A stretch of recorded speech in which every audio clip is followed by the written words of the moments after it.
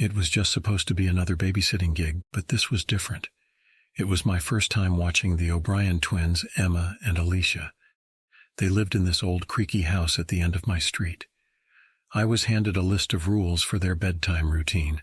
Nothing unusual, but man, the twins were peculiar.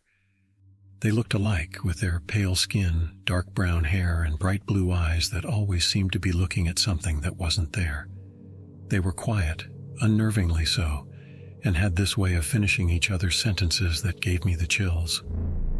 The evening started uneventfully. We watched a movie and they quietly ate their dinner. The quietness was eerie but manageable. As the night went on, the twins' strange behavior started to get weird. They began playing a creepy game, whispering to each other and giggling. Each time I asked what was so funny, they would glance at each other and fall silent, a secretive smile on their faces. I decided to focus on tidying up the mess from dinner. I also did a few other minor chores to keep Mrs. O'Brien sweet. Fed the cat, vacuumed the rug, hoping she'd give a good tip. But then I heard Alicia's voice from the other room. Has she noticed? I asked them again what they were talking about. They giggled and Emma said, "You'll find out." Whilst being really creeped out by this, bedtime came around quickly. I tucked them in their separate rooms, but they insisted on leaving the doors slightly ajar so they could see each other. I retreated downstairs to the living room, settling down to study. The house was quiet. The only sound was the ticking of the antique clock. An hour passed and I decided to check on the twins. As I climbed the stairs, I heard more faint whispers. I paused, heart pounding. I peeked into Alicia's room and found it empty. Slightly panicked, I rushed into Emma's room and found them both huddled in a corner, whispering. I asked them again what they were doing, and they both turned to look at me. Those icy blue eyes were emotionless, cold. Alicia smiled. "We're just playing." I put them back in bed and told them it was too late to be playing. Another hour passed in silence until I heard footsteps. I turned to see Emma standing at the foot of the stairs. "Come and play with us," she smiled almost defiantly. I said, "No, Emma, it's too late to play." "Play with us," she shouted as she ran upstairs. I trailed behind her. The house seemed to twist and turn, rooms leading to more rooms and more stairs. I finally caught up to find Alicia in the attic, kneeling by a dirty white sheet. When I asked why they were up there, she just turned to me and said, "We wanted to show you something." A feeling of dread spread through me as they pulled back the white sheet. My breath hitched as I saw the figure underneath. It was their cat, lying lifeless, splayed out on the attic floor. "We were just curious," they murmured simultaneously. "We wanted to see what was inside." Emma stood motionless, her eyes on the lifeless cat, devoid of any emotion. Alicia just nodded, holding out a scalpel towards me. Horrified, I stumbled backwards and made flight down the stairs. I had to get out. I called their mom, who raced back to the house. Needless to say, I didn't get my tip that night.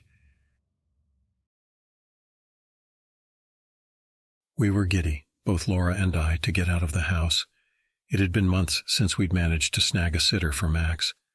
The kid was a handful, and our regular babysitter had just left town for university. We'd found this new babysitting agency online. They had rave reviews and their babysitters seemed professional.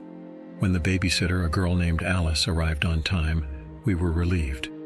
She was petite, polite, had a warm smile, and was good with Max.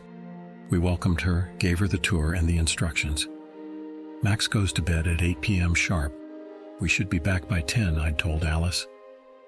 "Enjoy your evening," she'd replied, already engrossed in building a Lego tower with Max. We headed out, a twinge of unease settling in my stomach as I looked back at our house disappearing in the rearview mirror. Laura squeezed my hand and the rest of the night went by in a blur of good food, wine, and laughter.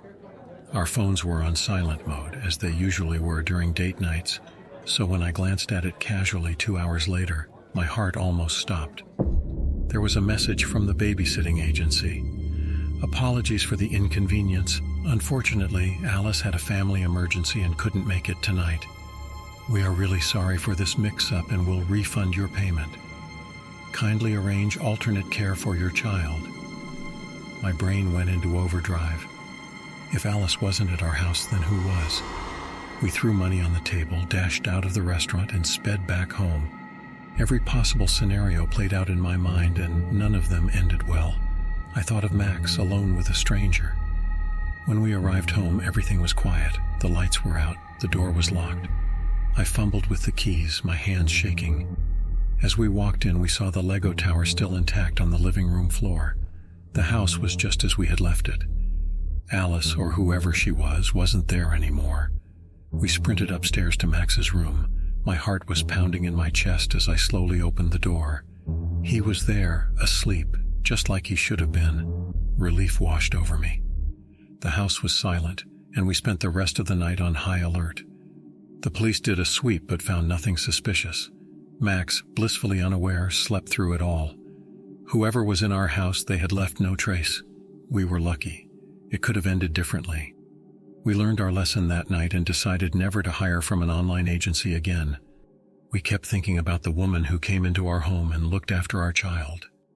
I still wonder, was she just a random person taking advantage of the situation, or was there a deeper, more sinister motive? I guess we'll never know. There's something about the stillness of the night that creeps me out, like the quiet is so quiet it's loud, you know? I was babysitting the Lewis kids again, 3 little demons masquerading as adorable children. Their house was ancient, creaking and groaning like an old man stretching after a long nap. They said it had character. I said it had too much. The kids were in bed finally. I had just settled onto the couch, flicking on the TV, wrapping myself in their sofa blanket. All I wanted was a night of binge-watching some old rom-coms. Suddenly the power went out. Great. I groped around for my phone. The feeble flashlight barely lit up the room. The children were sound asleep upstairs. I didn't want to wake them. I decided to go to the basement to check the fuse box, a decision I eventually regretted. The steps were slick with dampness, and honestly, it smelled weird down there, like old, wet newspapers. I'd been down there before, but never alone, never at night. The stillness was so loud, I swear my heartbeat echoed off the walls. I pushed away thoughts of every horror movie I'd ever seen, focusing on finding the fuse box. Out of the corner of my eye, I saw something move, like a shadow slinking away into the dark corners of the room. I felt my heart jump, but I shook my head, telling myself it was just my imagination. After a struggle with the rusty latch, I finally managed to pry open the fuse box. The flashlight showed a cobweb-filled box, but everything seemed in order. I turned the master switch off, then back on. Still nothing. No power. Great. As I turned to head back upstairs, my phone light caught something on the stairwell. I froze. There, blocking my only exit, was a giant spider. Not your everyday garden spider, oh no, this creature was the size of a cat. I'm not even exaggerating. I'd read about these. They were called huntsmen or Goliaths or something. My heart was pounding so hard I was sure it was going to burst out of my chest. I was stuck in a basement with a massive spider. Every instinct screamed at me to run, but where could I go? There was only one exit, and that was currently being guarded by my 8-legged nightmare. The spider started to move, its bulbous body covered in bristly hairs that reflected the weak light from my phone. Its eyes reflecting back at me. Slowly, it crept down one stair, then another, its movements eerily silent. Desperate, I began looking around, my flashlight darting from one corner of the room to the other. My eyes landed on an old broom leaning against the wall. Without a second thought, I lunged for it, gripping the handle tightly. The spider quickened its pace, no doubt sensing my intentions. I brandished the broom, swiping at it with shaky hands, but the creature was surprisingly agile. Darting away and then lunging back, its fangs bared. I was not going to be spider food. Drawing on every bit of courage I had, I swung the broom with all my strength, connecting with the spider. The impact sent it reeling, giving me a few precious seconds to scramble up the stairs. I slammed the door behind me, locking it in place. That night of babysitting creeps me out every time I think about it.